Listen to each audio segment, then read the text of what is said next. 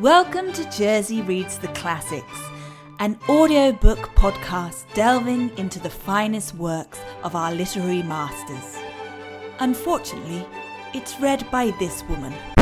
What the hell? Who cares? Let's go on an adventure. Hello, and welcome back to Jersey Reads the Classics with me, your host, Rosetta Candia.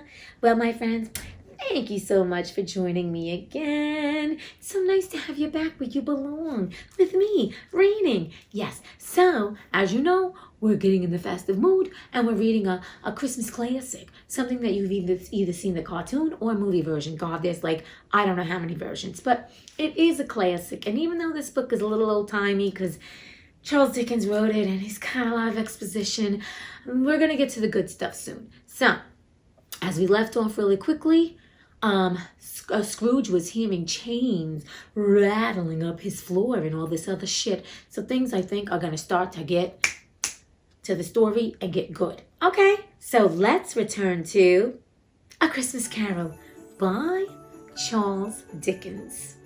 Marley's Ghost.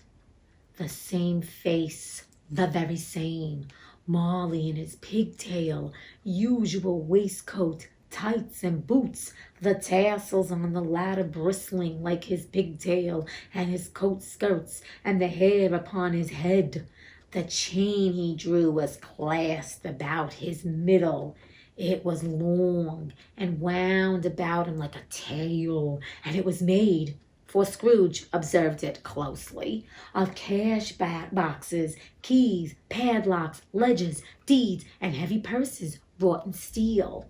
His body was transparent, so that Scrooge, observing him and looking through his waistcoat, could see the two buttons on his coat behind. Okay, so Marley's ghost is here, and he is bound by a thick, fat chain with all the shit he probably was used to in his life. So let's go, people. See, this is the part we want to get to. Oh, this is good. I love this stuff. Scrooge had often heard it said that Marley had no bowels, but he had never believed it until now. That's hysterical, that he had no bowels.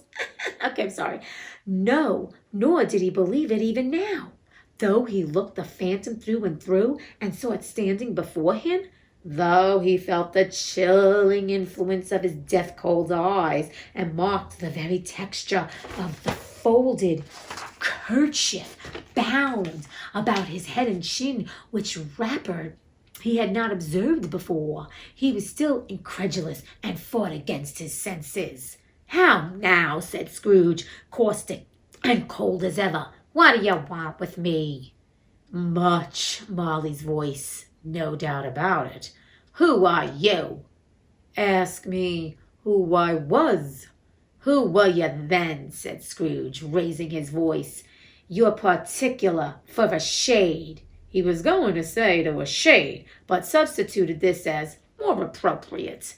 "In life, I was your partner, Jacob Marley." Can you sit down?" asked Scrooge, looking doubtfully at him. "I can." "Do it then." At least Scrooge has manners and he wants him to sit down. So he's invited Marley to sit down. Maybe they're going to have a cuppa. As they say in England, a cuppa, which means it's a cup of tea. Okay. Scrooge asked the question because he didn't know whether a ghost so transparent might find himself in a condition to take a chair, and felt that in the event of its being impossible, it might involve the necessity of an embarrassing explanation. But the ghost sat down on the opposite side of the fireplace, as if he were quite used to it. "You don't believe in me," observed the ghost. "I don't," said Scrooge. "What evidence would you have of my reality beyond that of your senses?" "I don't know," said Scrooge. "Why do you doubt your senses?" "Because," said Scrooge, "a little thing affects them. A slight disorder of the stomach makes them cheats. You may be an undigested bit of beef, a blot of mustard, a crumb of cheese, a fragment of an underdone potato. There's more of gravy than of grave about you, whatever you are." I love it. He's thinking that indigestion is giving him this bad dream or this bad encounter. And I love it. There's more than grave about you. I kind of like it. I'm not gonna lie. Scrooge was not in the habit of cracking jokes, nor did he feel in his heart by any means waggish then. The truth is that he tried to be smart as a means of distracting his own attention and keeping down his terror, for the spectre's voice disturbed the very marrow in his bones. To sit staring at those fixed glazed eyes in silence for a moment would play, Scrooge felt, the very deuce with him. There was something very awful, too, in the spectre's being provided with an infernal atmosphere of its own. Scrooge could not feel it himself, but this was clearly the case, for though the ghost sat perfectly motionless, its hair and skirts and tassels were still agitated as by the hot vapor from an oven. Ooh, that's the image of like he's sitting there and like things are moving about him. Okay. You see this toothpick, said Scrooge, returning quickly to the charge for the reason just assigned, and wishing, though it were only for a second, to divert the vision's stony gaze from himself. I do, replied the ghost. You are not looking at it, said Scrooge. But I see it, said the ghost, notwithstanding. This is an exciting conversation. Move it along. Well, returned Scrooge, I have but to swallow this, and be for the rest of my days persecuted by a legion of goblins, all of my own creation. Humbug, I tell you, humbug. At this, the spirit raised a frightful cry and shook its chain with such a dismal and appalling noise that Scrooge held on tight to his chair, to save himself from falling in a swoon. But how much greater was his horror when the phantom, taking off the bandage round its head as if it were too warm to wear indoors, its lower jaw dropped down upon its breast. You know when they say my mouth is agape? But this guy's chin is being held by that. You know when people are sick in the old movies and they have the bandage around the thing and they have the mumps and they have a bandage? That's what he was wearing. Okay, Scrooge fell upon his knees and clasped his hands before his face. Mercy, he said, dreadful apparition, why do you trouble me? Man of the worldly mind, replied the ghost, do you believe in me or not? I do, said Scrooge, I must, but why do spirits walk the earth, and why do they come to me? It is required of every man, the ghost returned, that the spirit within him should walk abroad among his fellow men, and travel far and wide, and if that spirit goes not forth in life, it is condemned to do so after death. It is doomed to wander through the world. Ah! Woe is me, and witness what it cannot share, but might have shared on earth, and turned to happiness. Oh my God, so this spirit is living in its own hell because he was just like Scrooge, okay? So now he couldn't do all this good stuff when he should have, when he was alive. And now he's walking the earth in woe is me. Again, the spectre raised a cry and shook its chain and wrung its shadowy hands. You are fettered, said Scrooge, trembling. Tell me why. I wear the chain I forged in life, replied the ghost. I made it link by link and yard by yard. I girded it on, one of my own free will, and of my own free will I wore it. Is its pattern strange to you? Scrooge trembled more and more. Oh, would you know, pursued the ghost, the weight and length of the strong coil you bear yourself? It was full as heavy and as long as this, even Christmas Eves ago. You have labored on it since. It is a ponderous chain. Scrooge glanced about him on the floor in the expectation of finding himself surrounded by some 50 or 60 fathoms of iron cable, but he could see nothing. Jacob, he said imploringly, old Jacob Marley, tell me more. Speak comfort to me, Jacob. I have none to give, the ghost replied. It comes from other regions, Ebenezer Scrooge, and is conveyed by other ministers to other kinds of men. Nor can I tell you what I would. A very little more is all permitted to me. Ooh, So he don't even got to tell him everything that's going to happen. He just gets like to be like the forewarning. He's like the appetizer before the whole meal. Okay. I cannot rest. I cannot stay. I cannot linger anywhere. My spirit never walked beyond our counting house. Mark me. In life, my spirit never roved beyond the narrow limits of our money-changing hole, and weary journeys lie before me. It was a habit with Scrooge, whenever he became thoughtful, to put his hands in his breeches pockets, pondering on what the ghost had said. He did so now, but without lifting up his eyes or getting off his knees. You must have been very slow about it, Jacob, Scrooge observed in a businesslike manner, though with humility and deference. Slow, the ghost repeated. 7 years dead, mused Scrooge, and traveling all the time? The whole time, said the ghost. No rest, no peace, incessant torture of remorse. Whoa, this is some scary shit, is all I'm going to say. This is some scary shit, but this is some good woo-woo, okay? You travel fast, said Scrooge. On the wings of the wind, replied the ghost. You might have got over a great quantity of ground in 7 years, said Scrooge. The ghost, on hearing this, set up another cry and clanged its chain so hideously in the dead silence of the night that the ward would have been justified in indicting it for a nuisance.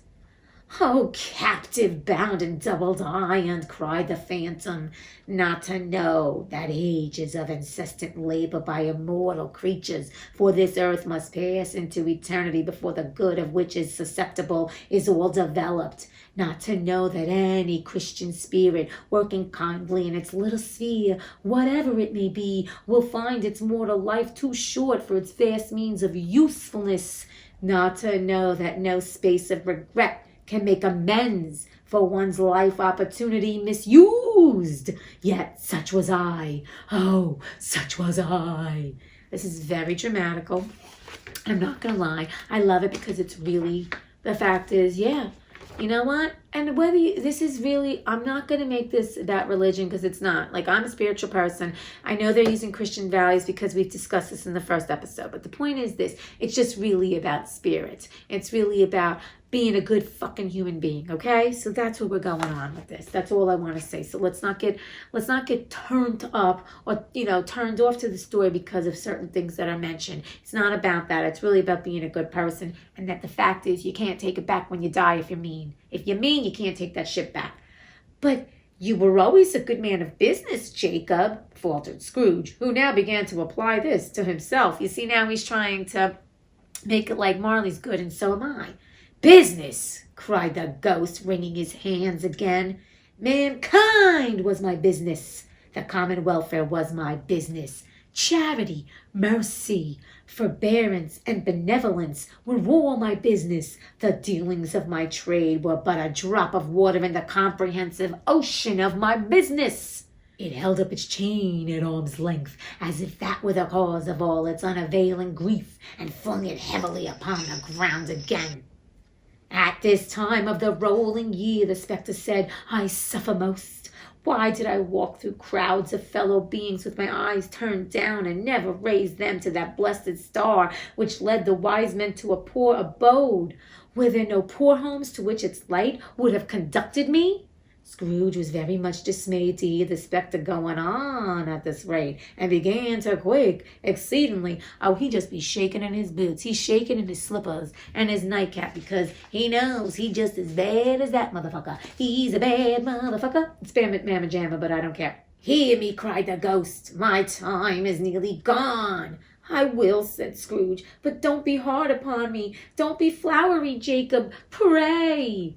How is that I appear before you in a shape that you can see? I may not tell. I have sat invisible beside you many and many a day. Okay. It was an agreeable idea. Scrooge shivered and wiped the perspiration from his brow. That is no light part of my penance, pursued the ghost. I am here tonight to warn you that you have yet a chance and a hope of escaping my fate, a chance and hope of my procuring Ebenezer. You were always a good friend to me, said Scrooge. Thankee. You will be haunted, resumed the ghost, by 3 spirits. Scrooge's countenance fell almost as low as the ghost's had done. Is that the chance and hope you mentioned, Jacob? He demanded in a faltering voice. It is. I think I'd rather not, said Scrooge. Without their visit, said the ghost, you cannot hope to shun the path I tread. Expect the first tomorrow, when the bell tolls 1. Couldn't I take 'em all at once and have it over, Jacob? Hinted Scrooge. This guy's such a jerk that he's like, just give it to me at once. I don't want to go through this more than once. Please, please. You see what happens? All these people that are so mean. When it comes down for them to have a reckoning, suddenly they ain't so mean and tough anymore. You know what I'm saying? You know what I'm saying. Okay. Expect the 2nd on the next night at the same hour. The 3rd upon the next night when the last stroke of 12 has ceased to vibrate. Look to see me no more, and look that for your own sake you remember what has passed between us. When it had said these words, the spectre took its wrapper from the table and bound it round its head as before. Scrooge knew this by the smart sound its teeth made when the jaws were brought together by the bandage.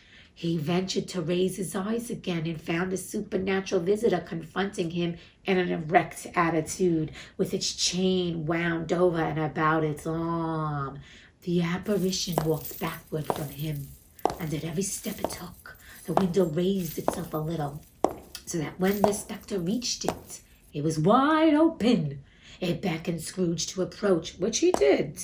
When they were within 2 paces of each other, Marley's ghost held up its hand, warning him to come no nearer. Oh, I love this. No nearer. Scrooge stopped. Not so much in obedience as in surprise and fear, for on the raising of the hand he became sensible of confused noises in the air, incoherent sounds of lamentation and regret, wailings inexpressively sorrowful and self-accusatory. The spectre, after listening for a moment, joined in the mournful dirge and floated out upon the bleak dark night. Scrooge followed to the window, desperate in his curiosity. He looked out. The air was filled with phantoms, wandering hither and thither in restless haste, and moaning as they went. Every one of them wore chains like Marley's ghost. Some few, they might be guilty governments, we know what that's about, were linked together. None were free. Many had been personally known to Scrooge in their lives. He had been quite familiar with one old ghost in a white waistcoat with a monstrous iron safe attached to its ankle, who cried piteously at being unable to assist a wretched woman with an infant whom it saw below upon a doorstep. The misery with them all was clearly that they sought to interfere for good in human matters, and had lost the power forever. To see its ghost, they suddenly want to help humanity because they're trying to redeem themselves. But guess what? Those motherfuckers, they're done. They missed their chance. So now they just gotta watch everybody and be in suffering. Whether these creatures faded into the mist or mist enshrouded them, he could not tell. But they and their spirit voices faded together, and the night became as it had been when he walked home.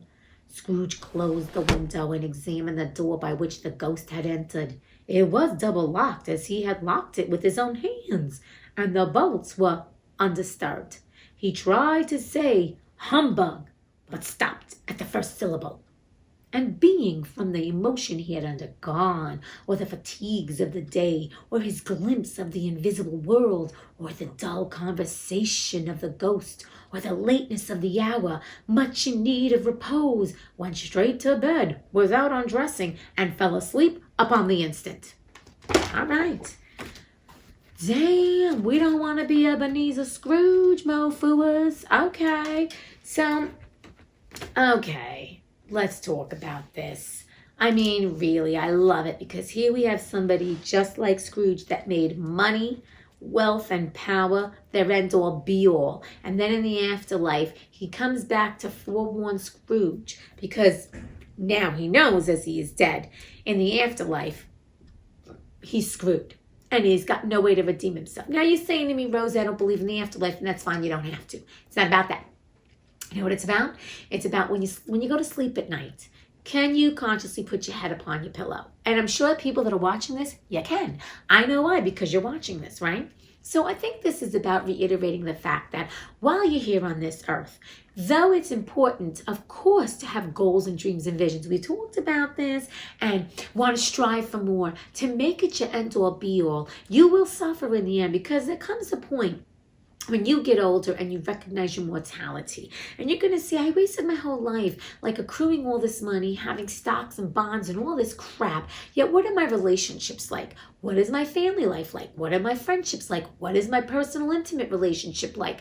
And I think it's important to have a balance of all. Now, once again, I've said this before, just because you have money doesn't mean you're evil. Not at all.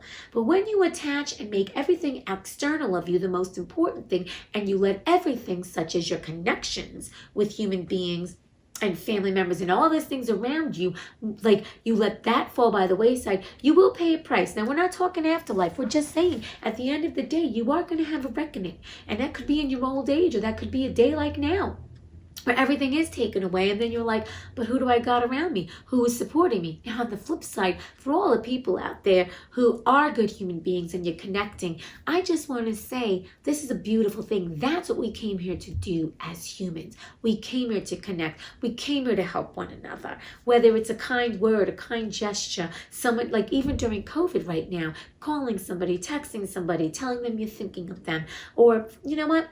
Writing a letter to somebody. I'm telling you, I've challenged you to do that before, just to let them know I'm thinking of you and I hope all is well with you. Even a nice card, a funny card. So I just want to say to everyone, let's continue to be good humans. Let's continue to create beautiful connections and to know that that is what's going to give us solace at the end of the day, because we don't take the money, the power, the fame with us when we pass on. That is all left for whomever.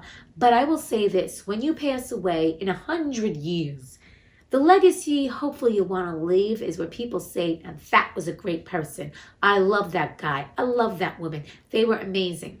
That's what I hope. I'd rather people talk about the good I've done than be like, well, she had tons of money. Okay, bye. She's dead. Point is, what are you growing? What seeds are you planting now with people? And things that you also are realizing, and maybe during COVID you're realizing that it's no longer important to keep prioritizing things that can be taken away from you. Your job can be taken away from you. Your money can be taken away from you. And your friends and family also can be taken away from you. But the thing is this, why have regrets that when they're not here or you're not here that you didn't get to spend enough time with them? So my friends, please, please, please, please, please continue to sow the beautiful seeds of friendship and love and light with others. Be it first yourself, because you always got to love yourself, family members, your partner, your good friends, your co-workers, and let's continue to build a beautiful world, especially now during these dark times. Let us not get distracted or derailed or deterred from being that wonderful person that we already are. Okay, my friends, I hope you are staying healthy and blessed and sane. And just know, I am sending you tons of light and love and good energy and magic. Oh, it's magic. You know. Anyway, my friends, please know you are enough. You are worthy. You are loved. And someone is thinking about you right now. All right? And until we read again. Until we read again.